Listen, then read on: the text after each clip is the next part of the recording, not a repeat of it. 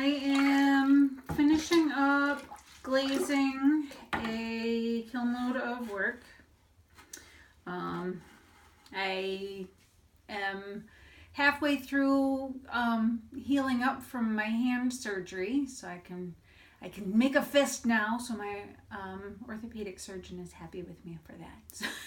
But I still have this big lump, and I still have holes in my bones that I need to be careful of, so no throwing for another 2 weeks. But I've got all this stuff to glaze, and I'm no longer in any kind of pain or trying to really baby my hand in any way, so now is the time to get this all done. I did, let's see, I've got 1, 2, 3, 4.5 boards of stuff already glazed out in the workroom. 2 left to go here. So I'm going to start with lining my Garrison Road mugs. So these don't get a full dunk. They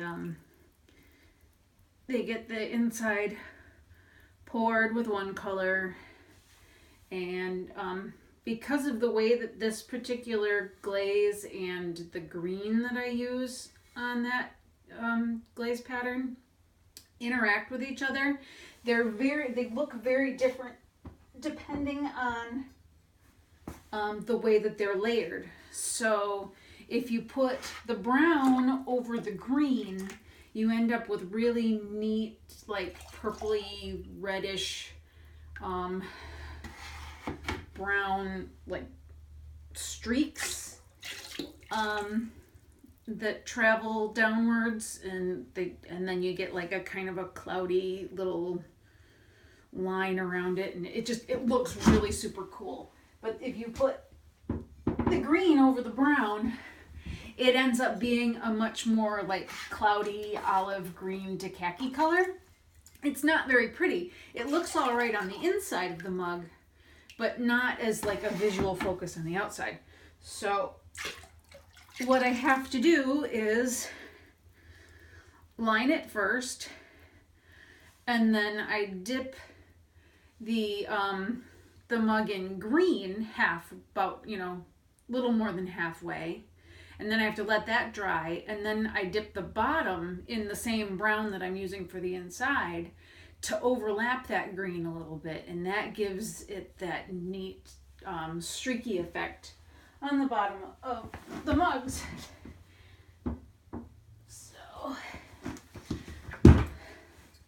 So anyway, I figured I'd show you at least how I line the mugs, and then maybe do some tongue dunking, because I've got to do a batch of Tahquamenon mugs too, and those get dunked in this same brown glaze.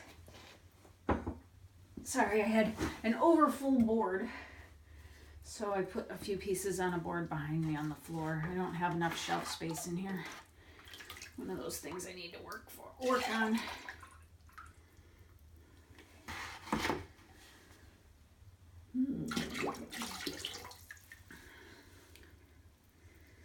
One of these days I'll have functional cupboards and good shelves all over the place in here. But now is not the day. Now I have to worry about how I'm going to pay for clay in the next week and a half, because my clay supplier is having a sale. And I'm getting low on one of my clays.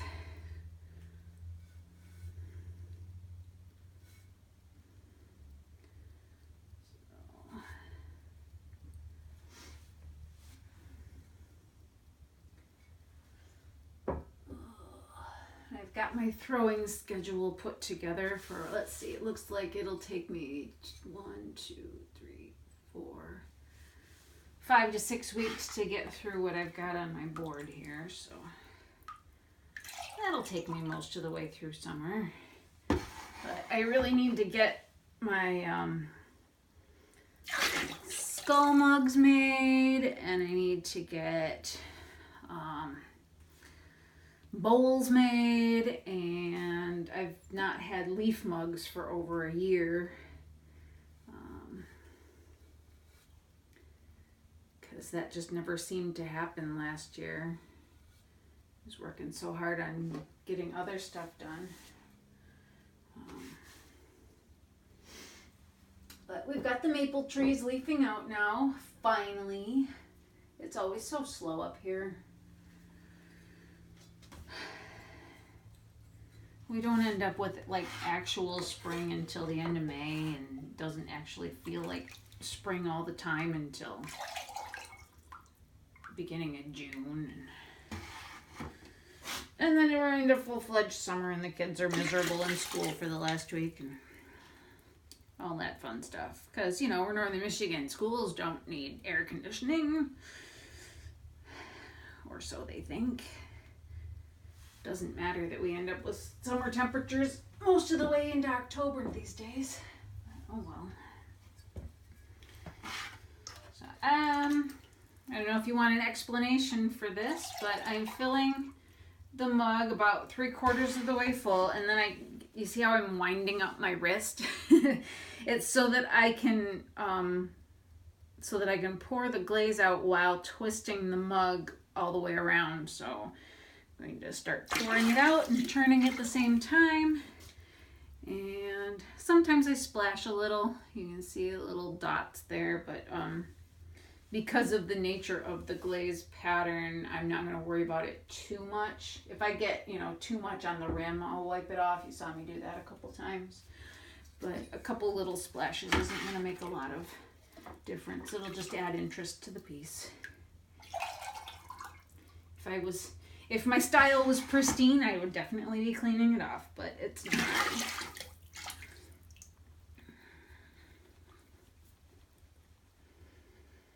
Okay.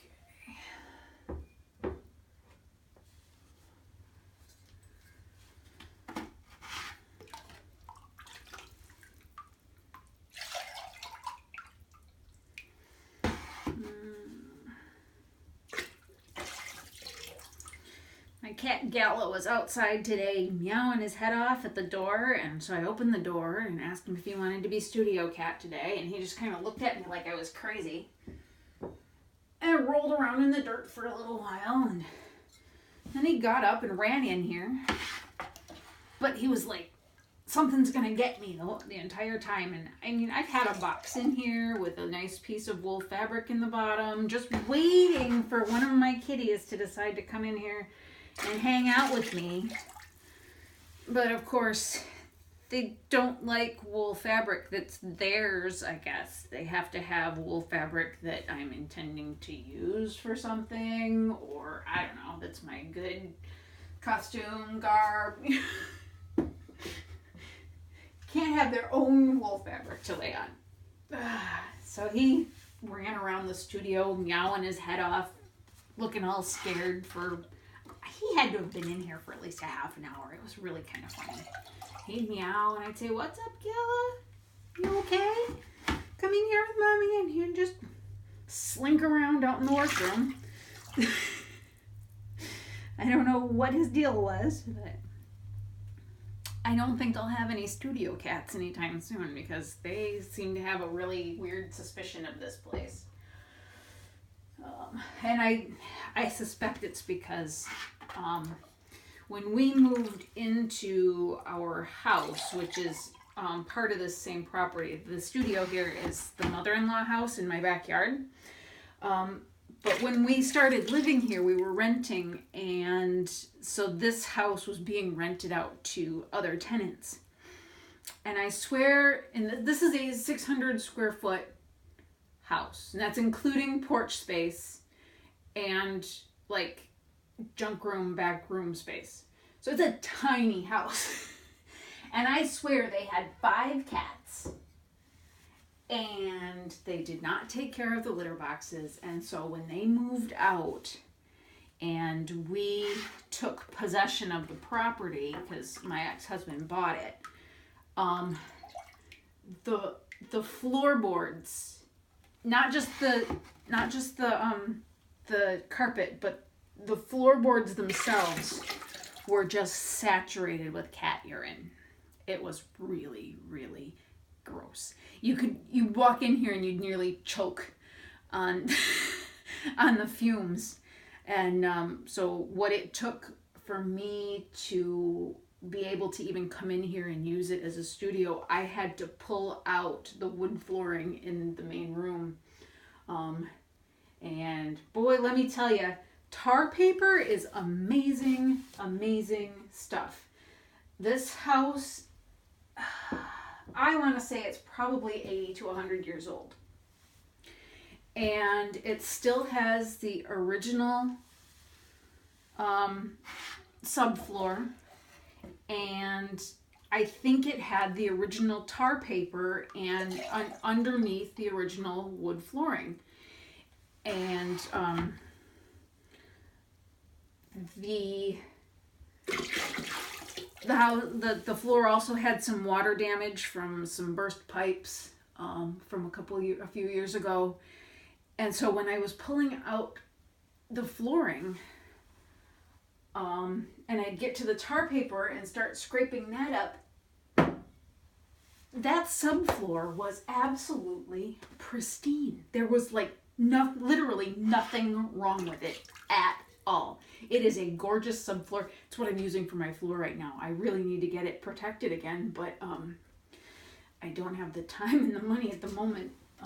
So eventually I will get some plywood and vinyl flooring down, but for right now, I've got this beautiful subfloor with, tar paper marks all over it, but man, that tar paper protected everything. There's no cat pee crystals, there's no cat pee smell, there's no water damage. I was just astounded. All right, I need my tongs.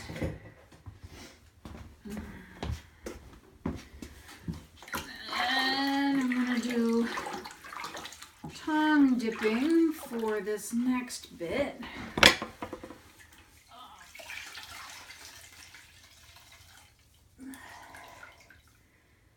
Which is always awkward. Alright, we got 2 pieces down here. And I think I'll get rid of the stick. That always gets in the way here. Okay. So, get moving with the tongs here. I'm literally just dunking in and pulling back out.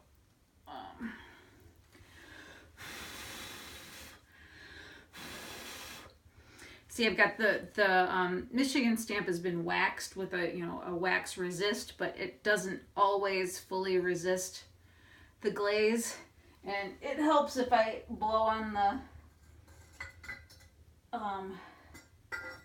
the area to try and get the glaze to break over the wax. And it works sometimes, it doesn't work sometimes.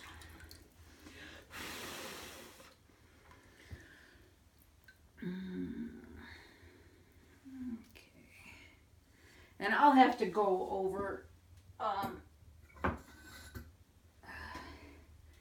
each one of these after I'm done with the glazing and clean everything up with a sponge on the bottom, on the face. I just tell people I gotta wipe butts and faces today before I get the kiln loaded up. It just makes it look all nice and clean and polished. Alright, there's that one.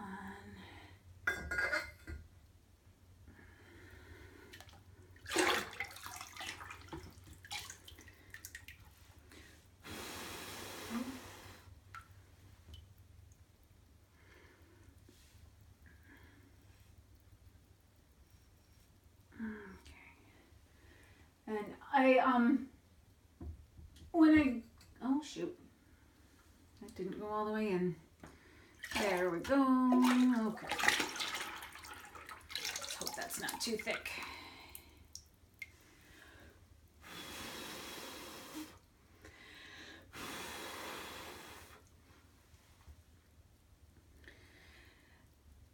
I really do not like my glazes to be thick at all, like to the point where I will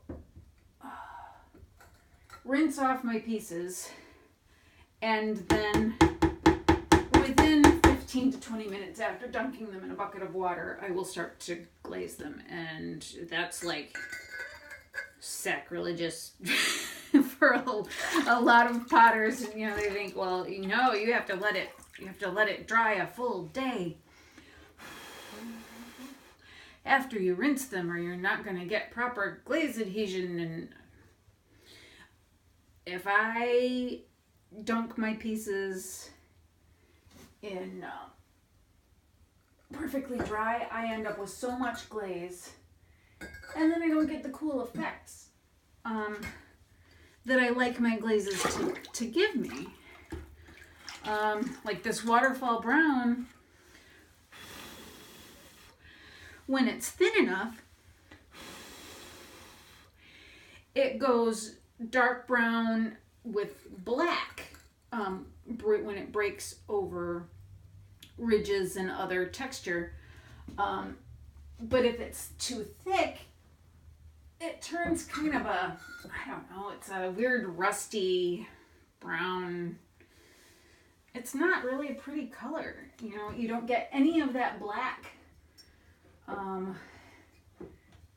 it obscures the ridges, and I don't like it. That's why I leave my throwing lines, is so I have texture for the glaze to break over. And if the glaze isn't going to do it, there's not really any point. So yeah, this waterfall brown, it's the waterfall brown that's in the John Hasselberth and Ron Roy Cone 6 book. It's a beautiful glaze and really, really versatile. It's the one that I use with the bees green on the Garrison Road mugs too. Yeah, it's a fantastic brown.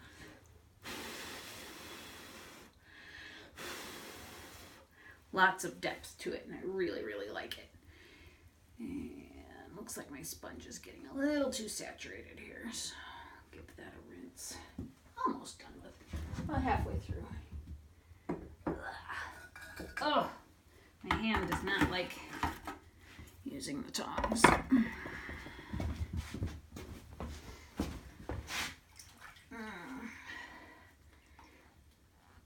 So yeah, I sat down, got everything rinsed, grabbed my bucket, I got the camera set up, grabbed my bucket, got it all stirred up, and then I started glazing. So I try to do things as quickly as possible. I have a few glazes that do require a little bit heavier application, like the eggshell glaze that I use on Huron Shore. That one, if you do not do that one really heavily, it won't turn that creamy eggshell color. It will stay kind of an orangey brown. So I'll do the blue on that and then let it sit for a little while to let it dry a little bit more, so that the bisque will take on more glaze. Because the drier the bisque, the less water it can take on when you dunk it into the bucket. And the less water it can take on, the less glaze solids can be deposited on the surface.